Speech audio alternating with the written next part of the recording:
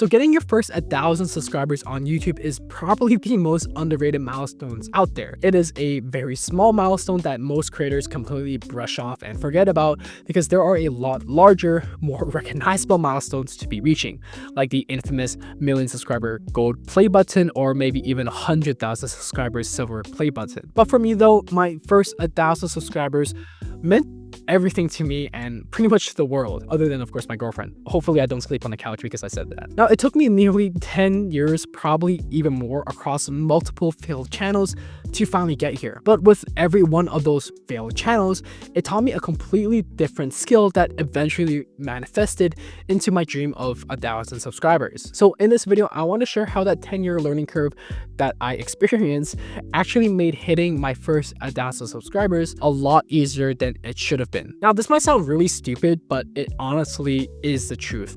Ever since I was 8 years old, watching Lego Star Wars stop motion battles out there and always searching about that content every single day, my number one dream was to have a channel that hit 1,000 subscribers. You also got to remember that back then YouTube was a completely different game. Getting 1,000 subscribers was massive at that time. So don't judge me. But you know, being the curious kid I was, I opened so many different channels behind my parents' back. Hopefully, you know, they don't scold me after this video. 2009 was when I started my first YouTube channel, uploading a lot of Lego Star Wars stop motions because that's exactly what got me into YouTube in the first place.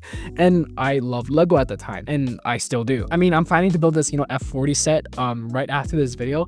So yeah, I still like Lego. In 2011, I opened another channel uploading Minecraft videos since I was really into the game, and I took huge inspiration from a lot of idols within the space, such as the Yogscast. Then in 2016, I created another gaming channel that uploaded funny moments like what Vanoss Gaming did with his videos. And when 2020 rolled around and you know, everyone was coughing, unfortunately, I took a lot more serious approach with my now closer to successful channel, helping high school students apply to my university program. And that was probably the closest I've ever been to hitting 8,000 subscribers and really understanding the process behind YouTube. And finally, 2 years later, I made this channel, which did hit 1,000 subscribers, even though the content that I was uploading is quite confusing at this current moment, but I'm trying to fix that. Now, it might sound really silly to say this, but it really did take me pretty close to 10 years, probably even more, to hit my first 1,000 subscriber goal. Now, for my clients that are watching this video, I am not saying that I am not qualified at all because you all saw the client case studies that I gave you all. This is just for story building purposes for this video. So why am I making this video? Well, other than admitting my addiction to YouTube and I guess my pain of experiencing 10 years on YouTube, I wanted to share how there's this huge learning curve that you need to pass if you were to be hitting your first 1,000 subscribers. And for every channel that I opened, there's always something new that I've learned that led up to this moment. My Lego Stop Motion channel taught me how to use a camera and upload videos properly. The Minecraft videos I uploaded gave me the skills of script writing, since back then I primarily uploaded a lot of comedic story-based videos. With my gaming channel, I learned how to improve my editing skills and control the pacing of videos to set a mood or tone. My university channel taught me the importance of making searchable content, good thumbnails and titles, and video ideas that target my niches, pain points, problems, and desires. And finally, this channel taught me that consistency and discipline is the final key to getting 1,000 subscribers on YouTube. Now, because of all these different experiences, this huge learning curve became a lot easier to overcome. Hitting 1,000 subscribers felt a lot easier to me than it was ever before. And that's why I wanted to share this story, because if you're a small creator trying to hit your first 1,000 subscribers, or you're someone who just passed it, you should be really proud of this milestone. You'd be surprised that not many creators are able to pass 1,000 subscribers or even pass 100 subscribers.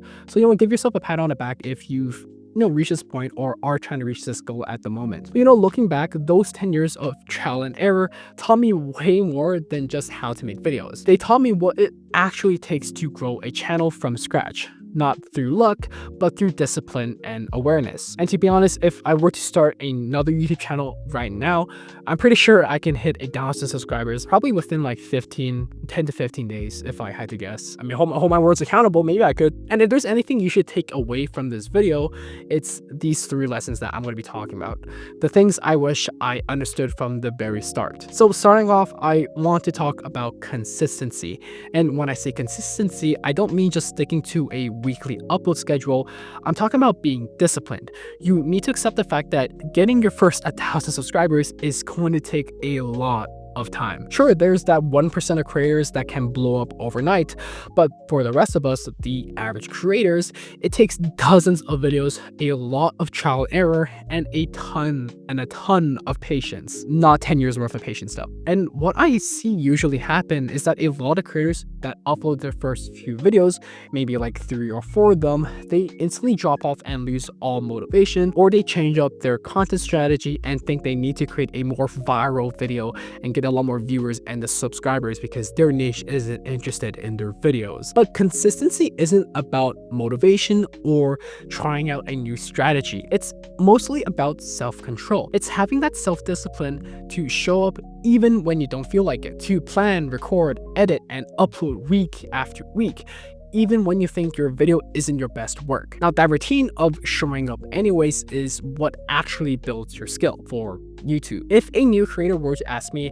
how to hit 1,000 subscribers, I tell them this: before you worry about thumbnail designs, title structuring, creating an amazing video, the YouTube that algorithm, you need to develop the discipline to keep uploading, because that discipline will carry you further than any secret hack on YouTube would ever could. I don't think that was grammatically correct, but Now, other than consistency, the next thing I want to talk about is providing value. When you're trying to hit your first 8,000 subscribers, your mindset shouldn't be about going viral. It should be more about being valuable to your viewers. The truth is, compared to every other creator that is off this platform, you're very, very small. No one knows who you are yet, and no one owes you their attention. The only reason someone might click on your video is because they see some kind of inherent value that they can gain, and there's something in it for them. And that's pretty much why you need to create content that serves the best purpose and in the best interest of your viewers that you're trying to reach. For example, let's say you run an art business and want to help others break into the same space and grow an amazing business. If your very first upload on YouTube is titled "My Daily Routine as an Art Business Owner," almost no one is going to click on that video. And to be honest, don't invade the algorithm with that kind of crap. But why, you might be asking? Hopefully you are asking. Because at this stage of YouTube, no one cares about who you are yet. They only care about what they can learn and gain from you and use it for themselves. But if you instead make a video that is titled "How My Art Business Made $10,000 per month," that's instantly more clickable. The gainable value there is a lot more obvious to your viewers, and these viewers want to learn how to hit that same revenue figure for themselves. So once you understand what your viewers want from you, in this case aspiring art business owners that just want to grow their revenue stream, your channel naturally starts to grow a lot faster, and that 1,000 subscriber mark becomes a lot easier to hit. And that is pretty much the same approach I used for my university channel. I focused on making searchable content that helped high school students apply to, pass, and even survive my program till graduation. So if you want to hit your first 1,000 subscribers a lot faster, focus on providing value your viewers can actually gain from. Because the moment your content becomes about them and not you, everything starts to click a lot easier. Now, the last thing I want to quickly touch on before I end this video off is being authentic. You know, if I knew what I wanted to upload from day one, I would have uploaded content that felt a lot more me instead of trying to upload content that I thought would work and trying to pretend to be someone. And honestly, looking back on my journey to 1,000 subscribers for this YouTube channel, I was not being authentic at all with my content, as you might have known from my last week's video. And I just don't really sound like myself in those videos. The only video I think I really felt authentic in is probably the first video I uploaded about the video editor mindset. And that video was truly who I was since I was a video editor, and it felt really right to me. And this reflected really well because that video is the highest grossing video in terms of views on my channel. So that proves my point that being authentic is the best thing, right? Now, I know you've heard this a lot from so many different YouTubers and creators out there that you have to show authenticity with your content. But honestly, the biggest problem I had with this piece of advice is, what does being authentic actually mean? Well, after hitting 1,000 subscribers myself and was previously staying consistent with the upload schedule, I think I have a clear understanding on what so many creators mean here. Now, being authentic does not only mean showing your own personality and being who you are, it's also about if your viewers can feel the same feelings you're expressing and if they can engage with it. You know, as big as YouTube is nowadays, there's a lot of people that are trying to hop on and create their own channels. And 99% of the time, people are often influenced by other creators when they start their channels. But what really ends up happening is that these beginner creators take on personalities that are not like themselves and try to mimic the behaviors of top creators. And the mindset behind this, or the reason behind this, is because if I can do something very similar or present myself very similarly to what the top creators are doing, I should also find the same amount of success. But you have to remember this on what I said before. You're a really small creator in this space compared to any larger channel out there.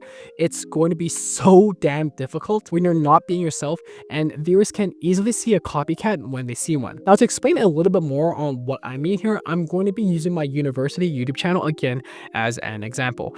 I know I've talked about it quite a lot in this video, but it's probably one of the best case studies out there that I have at the moment. So with this channel, I found out a lot of other creators in this space, especially in the university niche, always puts on this really high achiever or I made it type of personality with their videos. And they're pretty much always copying the Casey Neistat style of editing and the day in the life of a university XXX, because that was typically how it was for this niche. And I think you know what I mean here. It's pretty much the typical university stereotype video. Sure, I mean, you can present yourself like that to your viewers, but in reality, no one really acts this way in person, unless you're in finance or a tech world, because their personalities are one for one like that. Their egotism is so damn high. So anyways, when it came to making my university YouTube channel, I decided to take a more grounded approach and real approach with my content. I didn't mind dropping the casual F-bomb, making weird ass jokes, a lot of sexual jokes, funny enough, and painting myself as a failing student making YouTube videos. But funny enough, these different characteristics that developed my personal brand are what set my channel apart from my competitors and got me the loyal audience that wanted coaching from me. And it was mostly because I was being a lot more authentic to my personality and what I wanted to share compared to what the usual university YouTube stereotype was. So what I'm trying to explain here is that you want to create content that feels the most authentic to your personality. And if you don't do that, your viewers can definitely feel that and identify when you're being a fake. And yeah, that's pretty much everything I wanted to go over on why your first 1,000 subscribers matters the most and how you can actually hit that a lot quicker. And just a quick recap, I talked about being a lot more consistent and a lot more disciplined, how to share a lot more value with your videos, and lastly about being authentic. You know, I remember back in my days, yeah man, I sound like a boomer when I say that, but you know, hitting 1,000 subscribers was a massive deal. But now it's just something that a lot of people just brush off because, you know, there's a lot of bigger milestones out there, and 1,000 subscribers is just the requirement to monetize videos out there on YouTube. But hey, I totally get it. You know, the world is changing, but I'm still really proud of the fact that I managed to achieve this. And of course, a big childhood dream that I've always dreamt of. But if you do want to learn a little bit more on what you should be doing when you're starting a new YouTube channel, you should definitely check out the video that I uploaded last week. I pretty much go over all the mistakes that I made when growing this YouTube channel. And to be honest, if you were to avoid the mistakes that I made, you can definitely find a lot more success with YouTube than I did. But other than that, you know, thanks for watching this video. And if you're trying to hit your first 1,000 subscribers, you got this in the bag. So go kill it on YouTube.